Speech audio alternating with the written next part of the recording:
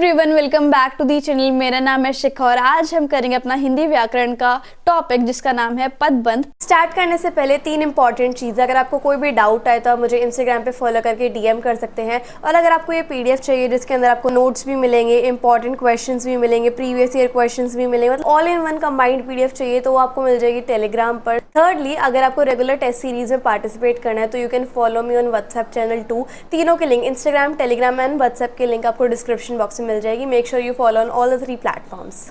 पदबंध क्या होता है? देखो, अगर हम वाक्य से किसी भी शब्द वाक्य से अलग कर देते हैं तो उसको बोलते हैं शब्द, लेकिन अगर वही शब्द किसी वाक्य में ऐड हो जाए तो उसी शब्द को हम क्या बोल देते हैं?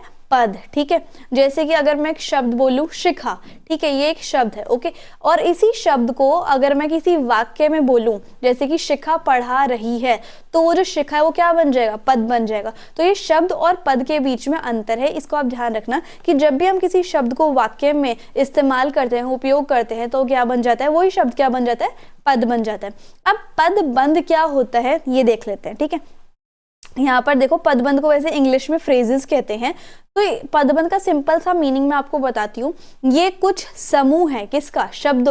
शब्दों का एक ऐसा समूह जो हमें पूर्ण अर्थ नहीं बताता है, जो हमें फुल मीनिंग नहीं बताता है, उसको हम क्या कहते हैं? पदबंध। ठीक है, जैसे कि इस सेंटेंस में देखो, सबसे तेज दौड़ने वाला छात्र जीत गया। अब ये जो है सबसे तेज दौड़ने वाला छात्र, ये शब्दों का समूह है ना। और शब्दों का समूह, जब शब्द जो है वो एक सेंटेंस में, एक वाक्य में यूज होते हैं तो क्या बन जाते हैं? पद बन जाते हैं। अब यहाँ पर पद जो है वो बंधे हुए हैं तो ये पदबंध बन गया है।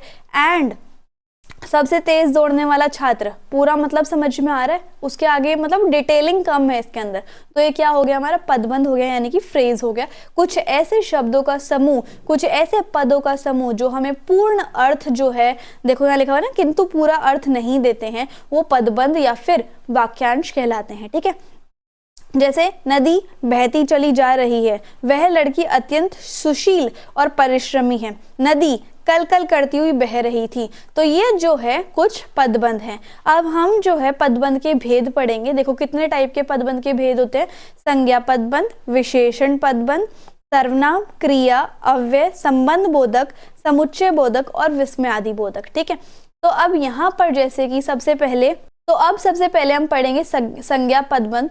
वो पदबंध जो कि संज्ञा का काम करे, संज्ञा पदबंध कहलाता है। जैसे कि पास के मकान में रहने वाली औरत मेरी परिचित है। अब यहाँ पर देखो, ये आपको अंडरलाइन होकर आएगा आपके एग्जाम में कि पदबंध कौन सा है इस वाक्य में। अब आपको उसका लास्ट शब्द देखना है। अगर वो संज्ञा है तो कौन सा हो गया? संज्ञा पदबंध।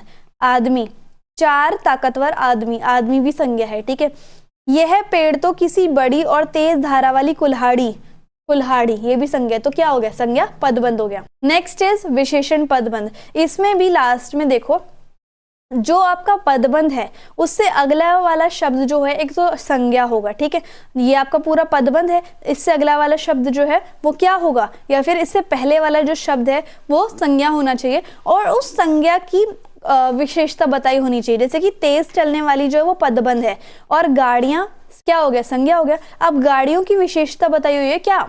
तेज चलने वाली, है ना। अब आदमी के बारे में क्या विशेषता बताई हुई है? उस घर के सामने बैठा हुआ। और घोड़े की क्या बताई हुई है? अत्यंत सुंदर, फुर्तीला और आज्ञाकारी घोड़ा। ठीक है, नेक्स्ट इज सर्वनाम पदबंध। अब इसमें जो है लास्ट शब्द जो है पदबंध का जो आपका अंडरलाइंड होगा वो जो है सर्वनाम होगा। जैसे शेर की तरह दौड़ने वाले आप, बिजली सी फुर्ती दिखाकर अपने, भाग्य का मारा मैं, शरारत करने वाले छात्रों में से कुछ। तो ये देखो लास्ट वर्ड जो है वो सर्वनाम है। ठीक है, क्रिया पदबंध कैसा होता है ये देखो, आया होगा, दिखाई दे रहा है, डूब गया, खोला जा सकता है, मतलब क्रिया का इसमें आभास हमें हो रहा है। अव्यय पदबंध कौन से होते हैं? अव्यय कुछ ऐसे शब्द होते हैं जिसका आप लिंग बदलो, वचन बदलो, लिंग, वचन, कारक जो भी आप बदलोगे तो एज इट इज वर्ड हमेशा सेम ही रहेगा। उसका ना तो लिंग बदल सकता, ना वचन बदल सकता, ना फिर आपका कारक बदल सकता। तो होते हैं अव्यय। ठीक है, जैसे कि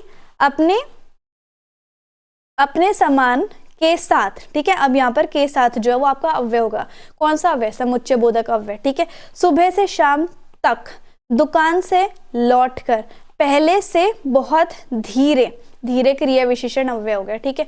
उसके बाद पहले से बहुत धीरे, पैरों में लेटते हुए, लौटते हुए, और घर से लौटकर। तो लौटकर का आप लिंग बदलो, बदला जाएगा? नहीं बदला जाएगा। वचन बदलो, नहीं बदला जाएगा। कारक बदलो, ये भी नहीं हो सकता। तो जिस शब्द का आप कुछ भी नहीं बदल सकते, वो एज इट इज हमेशा रहेगा सेम कंडीशन में, तो वो जो है क्या हो गया? अव्यय हो गया, ठीक है। नेक्स्ट इज हमारा संबंध बोधक पदबंध, जिसको हम प्रेपोजिशन भी कहते हैं। इंग्लिश में क्या होते हैं? ऑन, बट, नहीं, ऑन, इन, एट, इस तरीके से, ठीक है। जैसे कि यहाँ पर देखो, की और, के ऊपर, के समान, तो ये हो गया संबंध बोधक। समुच्चय बोधक पदबंध कौन से होते हैं? कंजक्शंस। मैं इंग्लिश में इसलिए लिख देती हूँ ताकि आपको इजीनेस हो, ठीक है। कंजक्शंस कौन से होते हैं? जो दो सेंटेंसेस को जोड़ने का काम करते हैं, दो वाक्य को जोड़ने का काम करते हैं। जैसे रोहन और मोहन, तुम आओगे अथवा, यानी कि अथवा क्या होता है? और, है ना, और जो है कंजक्शन होता है। तुम आओगे अथवा भाई आएगा, इस तरीके से, ठीक है। विस्मयादि पदबंध तो बहुत इजी है, जहां पर भी आपको एक्सक्लेमेटरी साइन दिख जाए वहीं पर विस्मयादि पदबंध है, विस्मयादि बोधक, ठीक है। अब पदबंध और उपवाक्य में अंतर क्या होता है? क्लॉज और फ्रेज में क्या अंतर होता है, ठीक है। अब यहाँ पर देखो, पदबंध में क्रिया नहीं होती है, पदबंध में क्या होता है? क्रिया नहीं होती है, लेकिन उपवाक्य में क्रिया जो है वो होती है। ये एक मेन डिफरेंस है, ओके।